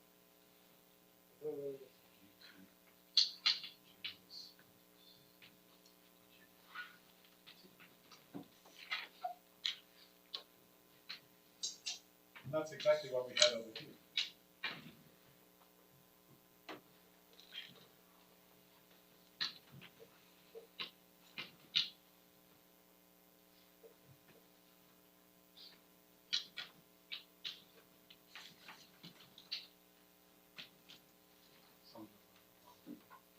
So in other words, the terms in this formula are actually the traces of operators.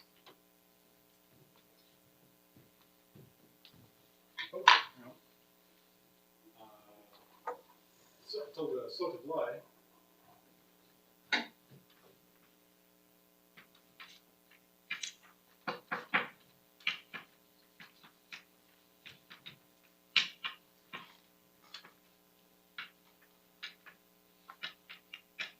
To do bookkeeping with these Jacobian factors, what you find is that the right thing to start with is not the original representation sigma, but the original representation tensored with S, the vector space which appears in the definition of the Dirac operator.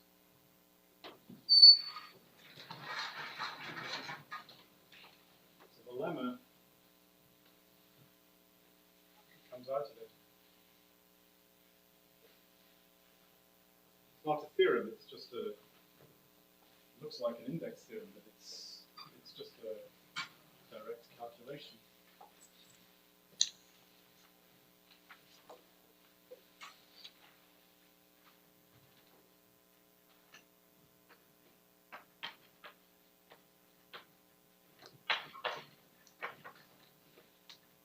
These terms, F maps of F phi, Harris-Chandler's formula.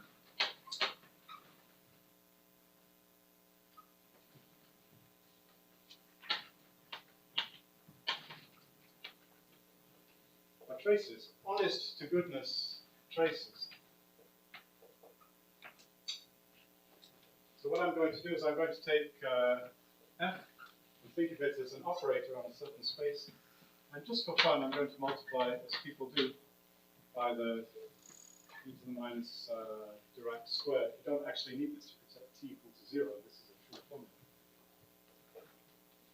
But this is lambda, regular representation.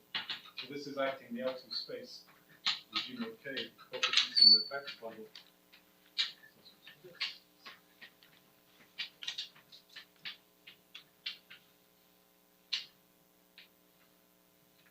This should be one of these graded traces. It's not an index theorem. It's a direct analytic, just a direct check that such a formula is correct. The orbital integrals, as they're called, the terms in Harris-Chandler's formula, have another life, and the traces associated to Dirac operators in this way.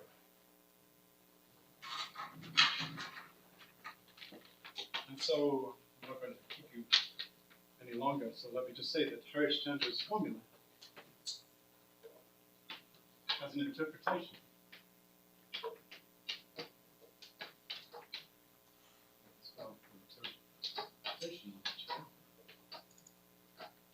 It's a formula relating this interesting von Neumann trace evaluation of the identity to ordinary traces in, let's say, Dirac index.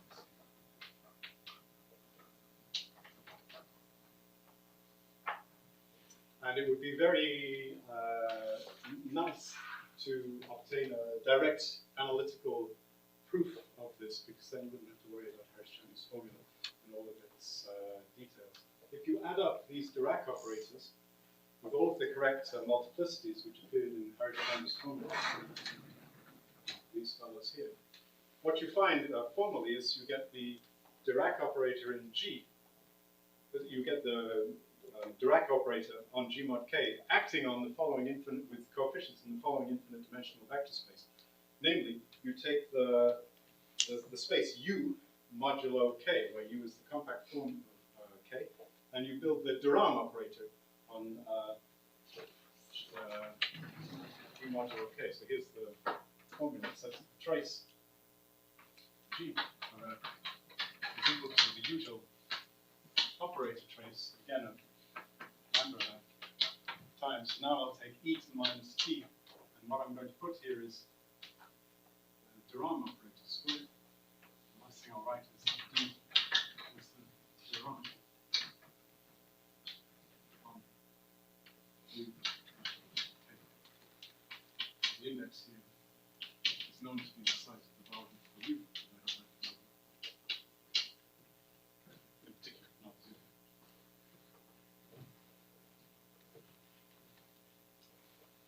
Harris-Chandler's formula is equivalent to this statement, that this tiny von Neumann trace can be written as a strange thing. This is the trace of an operator on the following rather large space. We'll take L2 of G, mod K, with values in the space of L2 forms on U mod K is here. If I just put G mod K here, then I should just put U. And lambda means different. Okay, so here's an exotic von Neumann trace, here's an ordinary operator trace. Both sides are well-defined and completely analytic, and if you could show they were the same, which is confusingly difficult to do because on this space, the way this drama is working is acting as a transversely elliptic operator. These are the exterior of the horizontal forms, not all forms. But if you could show that these two things are the same, after all, they're both analytically defined, and they're equal, they're knowns and equals, so you just have to show them. Then you can have Harris-Chandler's formula, and that would take you a long way towards the classification of the discrete series. That's where I am right now. I don't know how to do that final step. Good. I think it's definitely time to stop. So thank you so much for your patience today.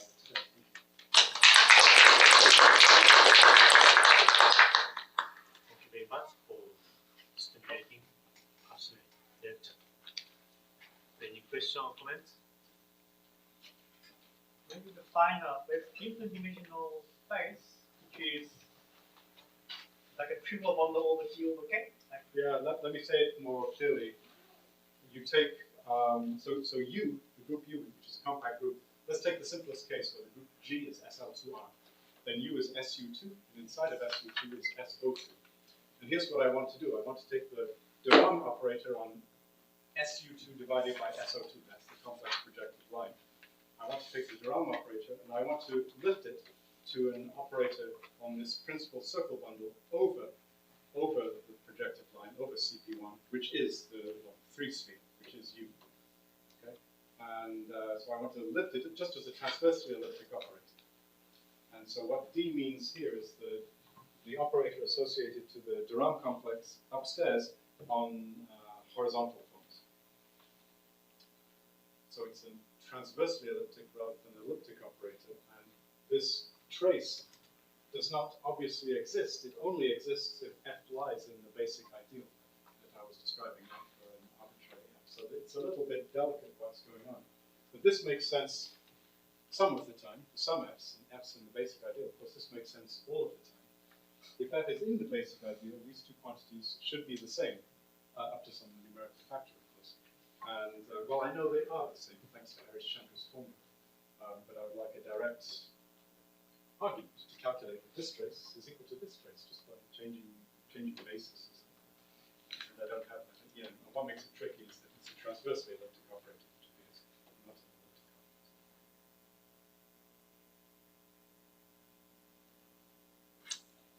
So the proof of this lemma is somehow independent from the proof of Harris-Chandler.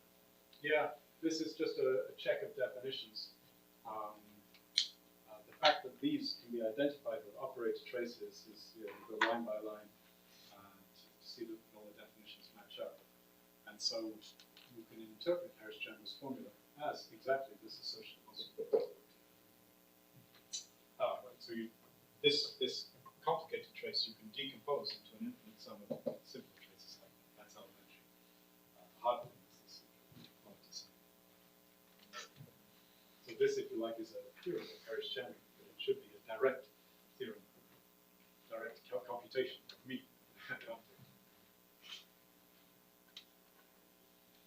So if you let t to the infinity, would you expect this equality or Yeah, relative?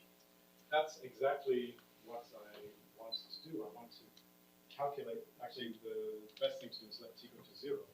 When t goes to 0, the explicit analytic form for this should converge to the explicit analytic form for this.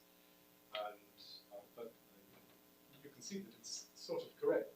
As t goes to 0, the information regarding f that contributes to this formula, this quantity, is information contained in any arbitrarily small neighborhood identity. So you know it's something like this, but I don't know it's exactly this.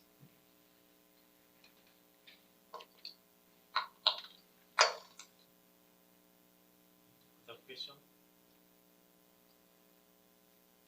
Okay, so once more, thank you, speaker.